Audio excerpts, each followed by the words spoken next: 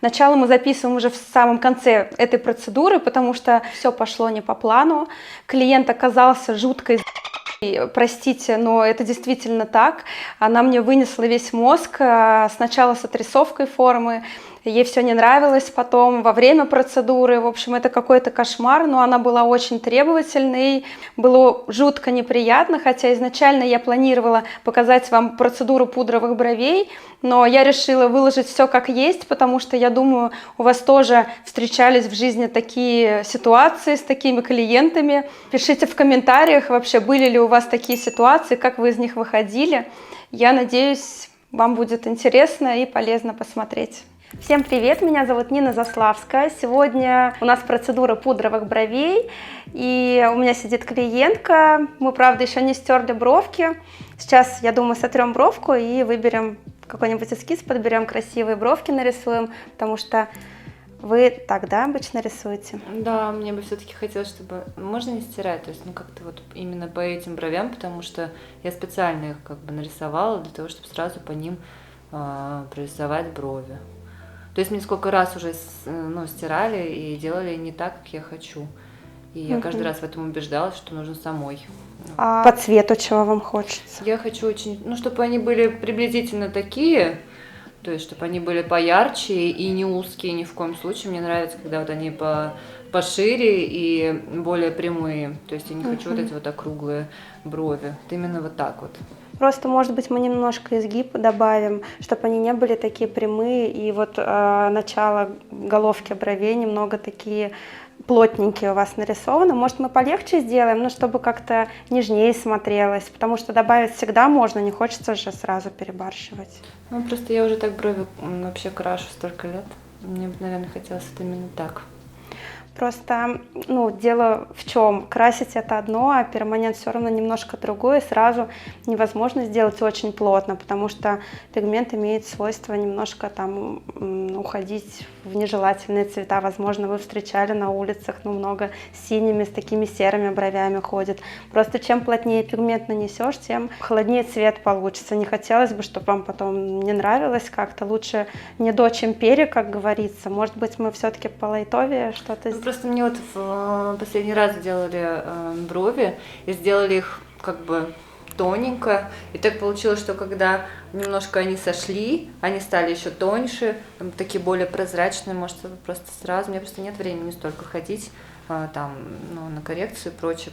Мне надо как-то один раз сделать, чтобы я об этом забыла. Просто, перманент в любом случае в 2 этапа делает. Лучше добавить потом. Сразу, если мы переборщим, потом может такой вот сероватый цвет получиться. А потом этот сероватый цвет превратится в такой голубоватый. Вот, поэтому я только из-за этого вам хочу поестественнее немножко сделать. Потому что сразу, вот так плотненько, сразу вам говорю, не получится сделать, к сожалению. Давайте я вам покажу просто, как брови будут выглядеть потом. Давайте тогда только одну бровь, чтобы потом не тратить время на зарисовку мне второй брови. Давайте я одну сотру, и как раз мы посмотрим. Это каждый раз, когда мне делали брови, мне потом приходилось это все дорисовывать и тратить кучу времени на это, на все. Я вас прекрасно понимаю, правда, но просто не хочется, чтобы вы потом жалели и думали, ой, у меня серые какие-то, синие, некрасивые брови. Хочется, чтобы вы ходили, наслаждались, поэтому я говорю вам как есть. Лучше потом добить. И по форме немножечко так по лайтовее, что ли, сделать, с красивым переходом. Просто я понимаю, что вы привыкли так красить, вы всю жизнь так красите, но, возможно, вам понравится, мы сейчас просто нарисуем, вы посмотрите, и мы уже выберем, хорошо? Вот как раз с этого момента видео изменило свое направление. Я начала старательно подбирать форму, и в голове у меня промелькнула мысль, что, скорее всего, отрисовка формы может затянуться. Сейчас я поплотнее прорисовываю. Вот после процедуры все равно они будут такие достаточно яркие. Но когда корочки отшелушатся, они будут посветлее, вы не пугайтесь только. Они в течение 3-4 недель в процессе регенерации проявляются и набирают цвет. Потом мы уже через месяц с вами посмотрим и добавим по яркости. И чуть потоньше все-таки я вам сделаю. не А хочется. можно будет в зеркало, да, посмотреть? Да, сразу? да, конечно. И на головке чуть я, ну, не такую круглую форму сделала, потому что немножко так более современную, так сказать. Ну, вот только не квадратно, пожалуйста. Мне кажется, что у меня такие черты лица, что квадратная головка, она... Но она не будет квадратной, потому что у нас вообще головка не будет читаться, она как будто в воздухе будет растворяться. То есть здесь будет прям прозрачненько, и она плавно будет утемняться, как бы бровка, такой градиент. Ну, вы, наверное, все равно смотрели же мои работы на страничке. Ну, будет вот такое же. А можно до зеркала, да? Да, да, вот прям вот секунду, и я вам покажу, чуть-чуть прям осталось. Мне кажется, что вот как бы, когда они сойдут корочки, у меня там вообще ничего не останется. Да? Нет, в любом случае там останется. Вы имеете в виду, что она туда убежит и будет да. большая такая переносица? Нет, так не будет, просто будет плавный переход. Я вам сейчас нарисовала, как это будет выглядеть в дальнейшем. Конечно, правда будет посветлее. Вот сразу после процедуры примерно так будет. Но когда заживет, все равно, ну, пудровые брови, они не могут быть какими-то супер плотными, вы только просто это поймите. Я не хочу, чтобы вы потом переживали из-за нежелательного цвета, поэтому лучше попрозрачнее. Здесь в любом случае цвет будет, просто он будет плавно-плавно. Квадрата здесь не будет, то есть просто, ну, она будет такая вот, как будто из ниоткуда начинаться. Мне кажется, что у меня бровь как-то немножко, ну, съехала, нет? Как будто бы хочется все-таки вот здесь уголок приподнять, что ли, сильнее, продолжить ее немного. Мне кажется, что у меня просто, ну, такой профиль, ну, как бы не идеальный, что, наверное, надо, может быть, подлиннее их все-таки, вот здесь вот. И что-то мне кажется, что надо, ну, кончик поближе к носу более. Вот смотрите, по пропорциям как раз кончик у вас вот здесь именно и кончается. Просто, во-первых, хочется по вашим бровкам идти, потому что если мы будем рисовать что-то, выдумывать, что в природе не имеется, то в любом случае это будет очень заметно. Вы будете подгонять под эту форму постоянно, выщипывать там ненужные волоски. Даже вот этот угол, но все равно он будет грубить так лицо, если как-то угол сильно выразить. У меня просто еще такая проблема, у меня вот здесь вот, ну, волоски, как бы, они такие редкие. И у меня частенько там просто образуется такое пустое место, и мне хотелось бы все-таки, чтобы угол был такой более плотный, что ли, и, может быть, все-таки потемнее. Ну, давайте мы чуть-чуть сейчас вот уголок прибавим, немножко повыраженнее сделаем, но не будем сильно борщить, и посмотрим тогда, сравним, хорошо? Ну что ж, клиент до сих пор продолжает настаивать. Все мои слова как будто в одно ухо влетают, в другое вылетают. По-честному, в этот момент я уже немного нервничаю, потому что время идет, а мы все не можем отрисовать одну бровь. Вот, кстати, сейчас я специально повернула голову клиентки на камеру, чтобы вы увидели, насколько плохие те брови, которые она постоянно себе рисует. Просто вот в том-то и дело, что здесь волосков нет практически на изгибе. Если мы там сильно его выразим, приподнимем, он будет очень заметно, что вы что-то сделали. То есть все-таки, ну, пудровые брови — это больше к натуральности. Понятно, что вы там поярче привыкли красить, но это, к сожалению, не карандаш, и если вот именно пигмент так уложишь, он, ну, не будет, правда, красиво выглядеть. Может быть, просто мне там все-таки прорисовать, чтобы потом карандашом можно было обводить на всякий случай. Чтобы мне так было проще. Вы так не переживайте, я думаю, просто вам непривычно, вы вот, ну, рисовали так всегда, а тут что-то новое, понятно, что сложно что-то менять, но вот... Посмотрите, чуть-чуть я поплотнее сделала, но правда больше, ну, некуда. Надо еще плотнее.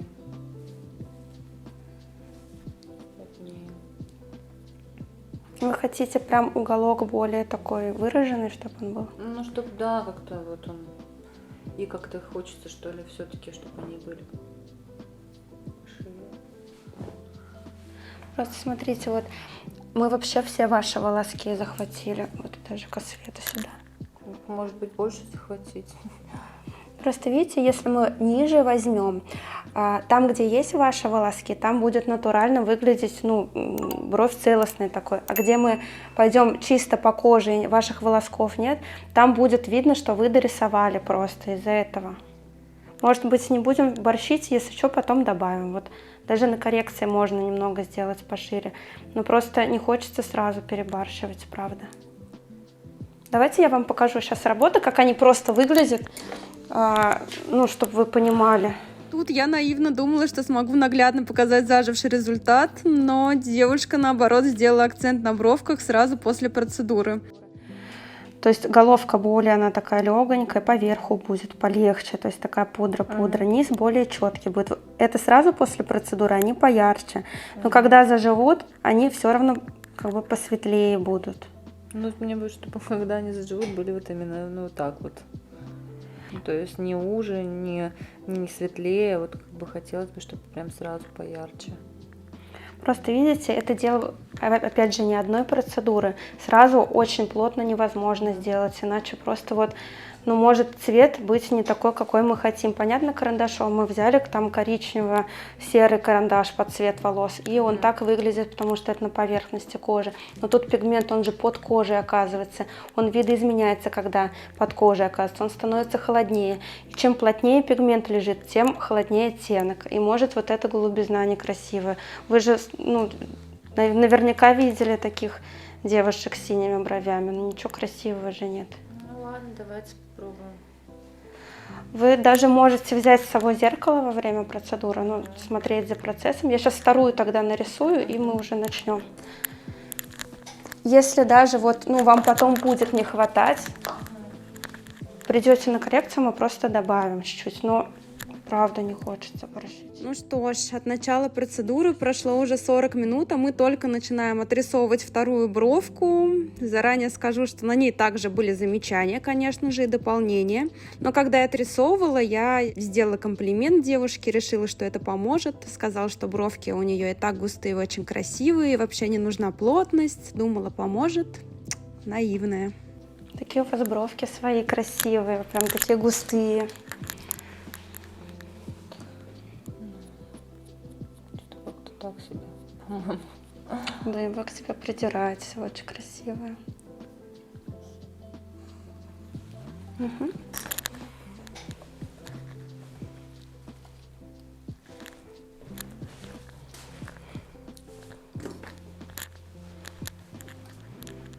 Мне кажется, что вот этот уголок слишком, ну, высоко, нет?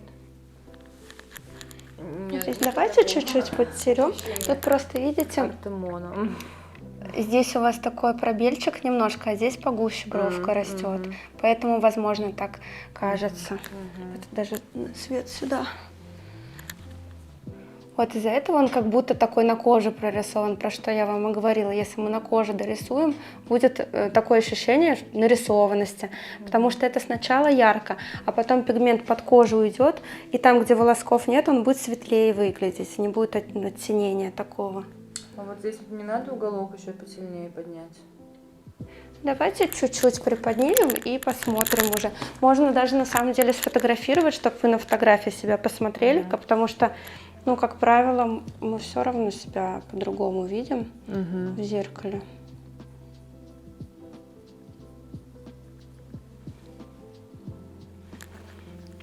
Тут просто еще, видите, у вас по нижней немножечко вот эти вот невыщипанные волосочки, мы их уберем, чтобы симметрично все было.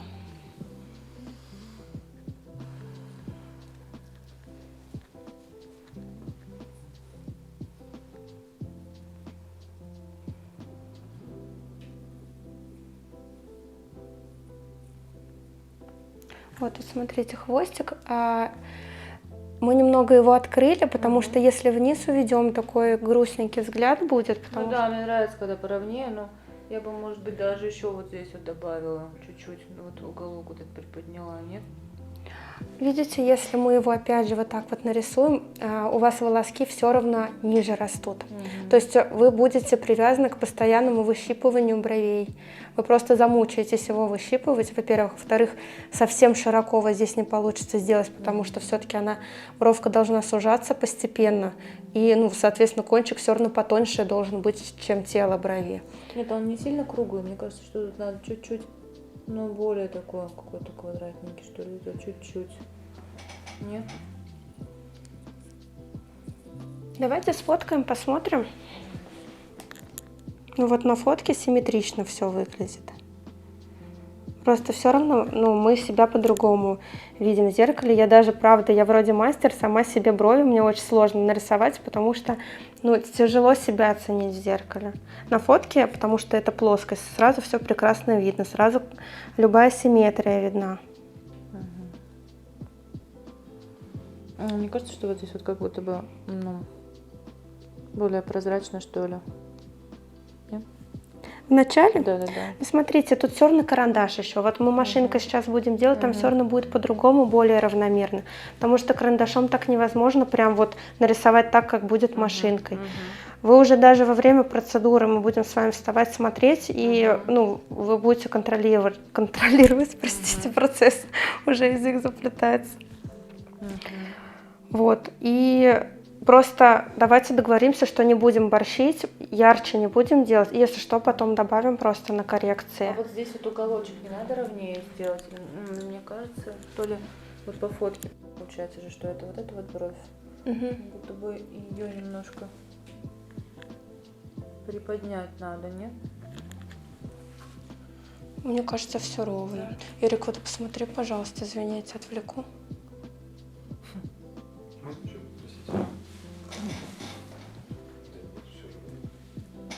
Ну ладно. Мы еще будем с вами садиться, проверять, чтобы ну, все было хорошо. Ладно, не переживайте, пожалуйста. Мы отрисовали эскиз бровей и сейчас немножко пощипаем лишние волоски. Вот мы здесь выщипаем на той бровке, которую я вам показывала, где немного асимметрия есть. Я обычно волосочки выщипываю сразу, чтобы потом не запутаться с фиксацией формы, чтобы все сидело так, как надо, как мы зафиксировали. И уже перехожу к прорисовке. Так, ну что, мы приступаем к процедуре. Кстати, вот посмотрите, одноразовая стерильная иголочка. Я сейчас заряжу машинку. Вы знаете, моя любимая машинка для растушевки бровей — это Шаен Солтера. Иголочка у меня Defender, заточка острая, RLLT, 0,30 диаметр. Для пудровых бровок лучше всего использовать иголочку большего диаметра, либо 0,30, ну, либо 0,35, 0,35 вообще в идеале, но, к сожалению, у меня остались только иголочки 0,30. Тоже очень красиво получается. Чем больше диаметр иглы, тем более выраженный пиксель получается, и тем быстрее, соответственно, ваша процедура завершается. Сейчас я поставлю вольтаж на 5,6, а потом, когда мы будем делать верхнюю границу бровок и головки бровей, я немного уменьшу вольтаж, чтобы пиксели были более отчетливые и была красивая такая россыпь пикселей.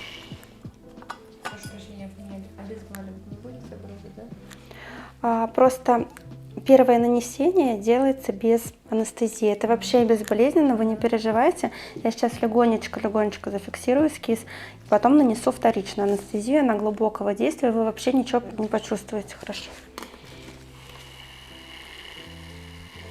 Я всегда процедуру начинаю с кончика. И сейчас моя задача зафиксировать эскиз, чтобы все было ровненько, все так же, как мы нарисовали. Поэтому я работаю очень поверхностно и топчусь побольше на одном месте, чтобы опять же все-таки остался такой достаточно ярко выраженный след и форма была видна. Ну и, конечно, чтобы вы потом не растерялись, когда сотрете и ничего не окажется, вы всегда должны проверять. Вот мы сейчас прокрасим уголочек и ватной палочкой аккуратненько протрем пигмент, посмотрим, насколько хорошо мы уложили. Если вы не увидите пигмента, нужно обязательно вернуться и еще раз прокрасить это место. Я очень хорошо натягиваю кожу, 3 стороны, то есть пальчиком правой руки я тяну ко лбу и указательным пальчиком в другую сторону, а рабочей рукой я тяну на себя. Получается вот такое хорошее натяжение. Чем лучше натяжение, тем нечувствительнее процедура получается, тем быстрее вы вносите пигмент. Ну и также не бывает никакой травматизации, покраснений, сукровицы, как вы видите, вообще достаточно...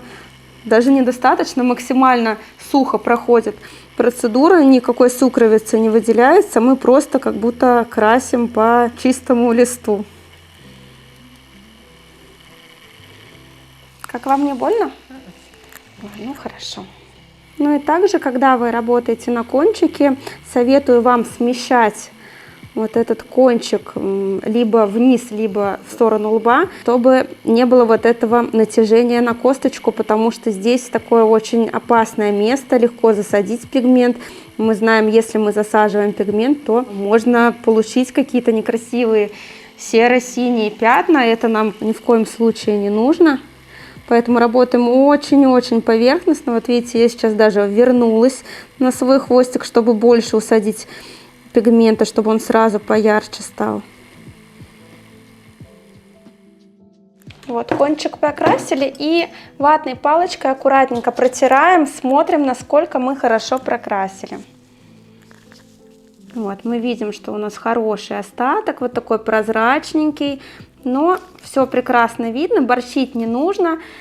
Самое главное, чтобы форма не потерялась. После того, как я проверила и удостоверилась, что у нас там все окей, пигмент лежит, я перехожу к прорисовке и прокрашиваю серединку брови. Сначала начинаю с нижней границы и намечаю как бы вот этот ближайший к себе сантиметр таким длинным штришочком. После этого я мелким-мелким штришком растушевываю эту границу, чтобы линия не читалась. Ни в коем случае не должна читаться линия по нижней границе, хотя нижняя граница у нас достаточно четкая, и она отличается от верхней. Как раз таки и в этом суть всего вот этого перехода красивого цвета, красивого градиента.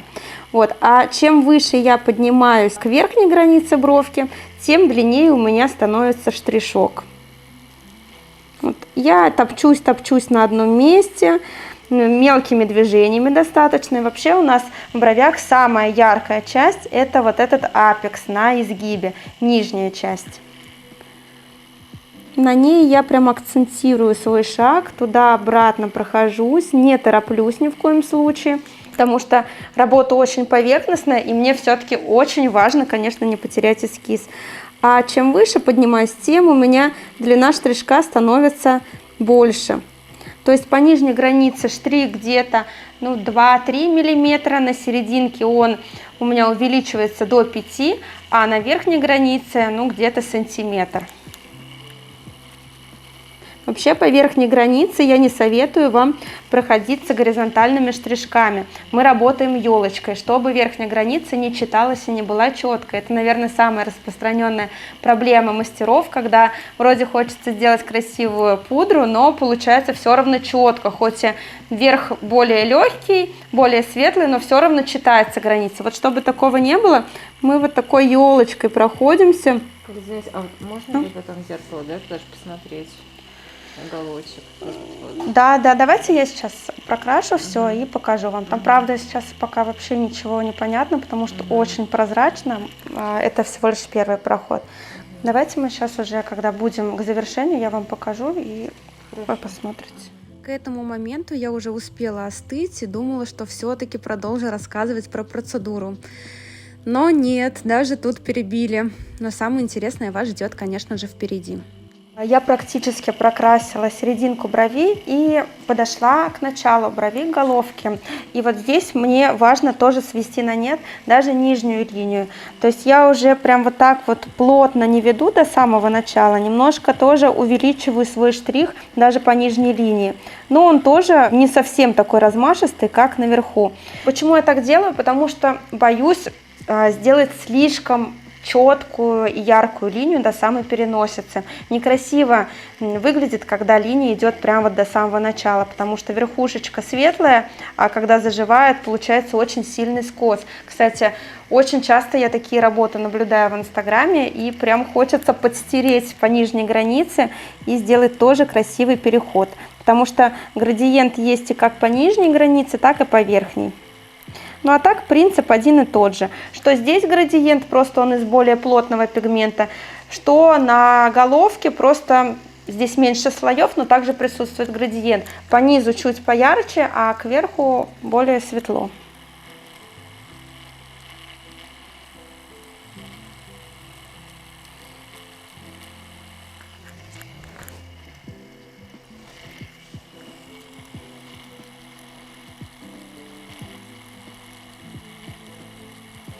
Вот верхнюю границу я прорабатываю елочкой, как я уже говорила, более длинный штришок. И вот так вот свожу уже к серединке. Серединка у нас это что-то между нижней плотной границей и верхней, очень пушистой. Но должен в любом случае быть всегда плавный переход. И он должен быть прям вот легкий-легкий. То есть не должно быть сразу из темного места переходить в светлое. Поэтому нужно всегда анализировать и сравнивать каждый участочек своей работы. Вот я сейчас протираю пигмент, наношу анестезию и перехожу к другой бровке. А можно, да, посмотреть? Да, сейчас.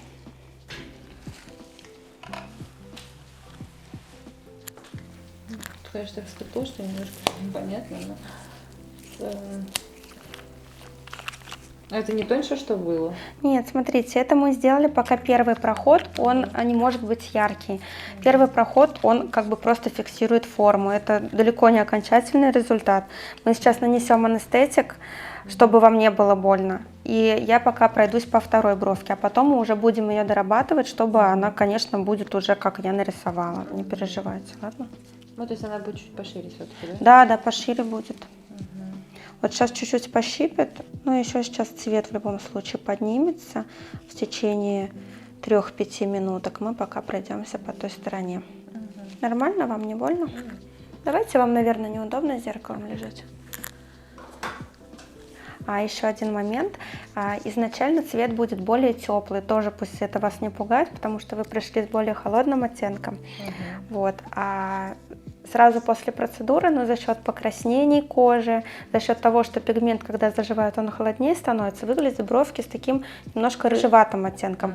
Пожалуйста, не пугайтесь, только он уйдет, когда корочки сойдут, бровки заживут в течение месяца, они будут более холодные, будут хорошего цвета. Ладно? Вот, видите, я сейчас тоже смещаю немножко кончик вниз и также начинаю с нижней границы, то есть мне нужно зафиксировать ее более четко, чтобы форма была четкая, ничто у меня никуда не съехало и было все как надо. Вот, ну и постепенно я поднимаюсь елочкой к верхней границе, опять же возвращаюсь на этот кончик, топчусь на одном месте. И потом опять же мы его проверим, чтобы все хорошо зафиксировалось. На кончике я работаю всегда штришочком на себя, потому что когда вы ведете штрих на себя, вы больше контролируете глубину входа в кожу. То есть здесь вы не засадите уже, не заглубите пигмент, и все будет на той глубине в коже, на которой должно быть. Ну и опять же возвращаюсь, да, туда-обратно. Мы сейчас ускорим процесс напыления на этой бровке, потому что я буду делать все то же самое. И когда перейдем уже к той первой бровке, я буду все рассказывать подробно. Все, мы вернулись к первой бровке. Вы видите, что цвет уже проявился. И мы начинаем сейчас распределять пигмент, укладывать красивый градиент. Как мы знаем, самое яркое место именно на апексе нижней дуги, поэтому я начинаю именно с нее. Мне не хватает четкости, поэтому я сейчас где-то примерно 1-1,5 см длинным штрихом намечаю и начинаю меленько, вот так мелким штрихом растушевывать эту линию, чтобы ни в коем случае линия не бросалась в глаза. Вообще кончик достаточно яркий, но он должен быть чуть посветлее, чем это место на апексе, потому что когда очень очерченный такой кончик яркий, то выглядит ненатурально. Поэтому либо вы всегда держите это в голове и начинаете с кончика, либо сразу прокрашиваете темные места и потом уже переходите к более светлым, чтобы не переборщить. Вообще самое страшное в перманентном макияже — это, конечно, переборщить, и потому что потом только удалять, у нас один выход. Поэтому мы всегда рассказываем клиенту, что лучше не до, чем пере, что всегда можно добавить, потому что перебарщивать очень страшно. Это не просто накрасить бровки, это все-таки пигмент под кожей, и чтобы в носке всегда он радовал, не было никаких серых, синих бровей. Лучше даже яркости, ширины добиваться поэтапно. Я сейчас немножко еще потопчусь на этом месте, так как оно достаточно яркое, и в любом случае я буду к нему возвращаться, но всегда протирайте и смотрите, чтобы не перебарщивать. Совсем долго вот так вот не протирая, ни в коем случае нельзя красить, потому что можно переборщить. Такой очень красивый коричневый тепленький цвет у нас получается. Конечно, по заживлению он будет чуть прохладнее и светлее. Изначально у нас всегда оттенок более теплый за счет того, что, во-первых, мы на поверхности кожи работаем, во-вторых, нужно учитывать то, что при заживлении пигмент опускается под кожу, и за счет того, что он глубже в коже, не на поверхности, мы его видим холоднее. Это такой эффект Тинделя. Получается, даже в природе все, что мы видим дальше, все видим более в прохладном оттенке. Ну а тут нашей дорогой клиентке позвонил муж. Ну и мне, конечно, пришлось прерваться на несколько минут с объяснениями. Самое главное не делать резких движений, потому что я сейчас прокрашиваю хорошо. Ну, резких движений, конечно, не было, но зато выглядит так, как будто я в домике.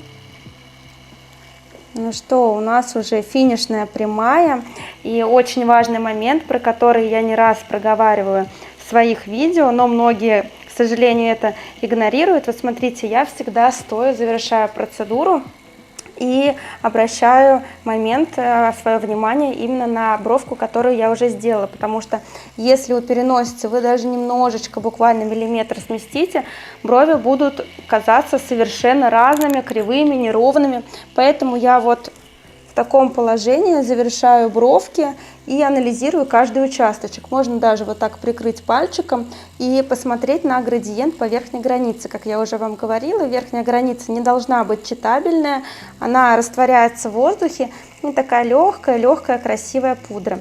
Вот. И я вижу, что вот здесь небольшой пробельчик, я его буквально вот в этом месте чуть-чуть прокрашу, и мы уже все завершили. А можно в зеркало, да, посмотреть сразу? Да, конечно, сейчас.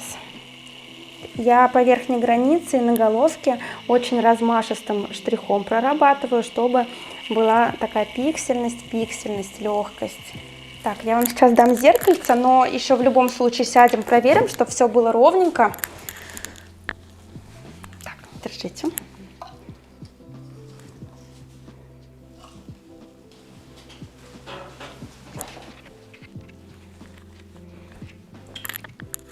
Мне кажется, что меня просто вы не слышите, либо слышать не хотите. Что не Ну, так? просто такое ощущение, что вот здесь ну прям совсем светло, и если как бы отойдут корочки, то все равно этого не останется. И не будет ли слишком узко все-таки вот в этом месте, когда корочки вот эти сойдут? Не уйдет ли бровь вот сюда вообще, и не оголится ли вот, ну, как бы моя часть бровей? Вот видите, мы же специально чуть-чуть вышли, чтобы в любом случае сужение произойдет, но верхняя граница не может быть слишком яркой и четкой, потому что будет такой суровый взгляд. Мы же как раз добивались вот этой натуральности, легкости. Вот, и я вам объясняла, что верхняя граница, она такая очень легенькая, а нижняя более четкая. Вот они немножко сузятся, но если вам будет не хватать по ширине, мы лучше на коррекции добавим. Ну, на коррекции они будут уже поярче. Да, на коррекции можно будет сделать поярче в любом случае, но не нужно гнаться вот именно в перманенте за такой плотностью, потому что ну, они потом могут серость дать. Ну и уже за кадром я сделала вид, что немного добавила. На самом деле это не так, но решила все-таки успокоить клиентку, потому что она у меня просила все больше, ярче. Но самое главное не до очампери, как мы знаем. Кстати, вот и финал процедуры. Оцените бровки, что вы думаете, хорошо получилось? Фух, процедура закончилась, и я думаю, мы как-то вышли из этой всей не очень приятной ситуации с клиенткой. Она ушла вроде как довольна, и я даже ее успела красиво сфотографировать. Я надеюсь, вам было интересно. Понервничайте вместе со мной, пишите в комментариях, как бы вы поступили на моем месте, чтобы отвечали клиенту. Я вообще в целом никогда не публиковала такие процедуры, но решила выложить все как есть. Ну что ж, а мы с вами увидимся в следующем выпуске, надеюсь, в более спокойном. До скорых встреч. Пока-пока.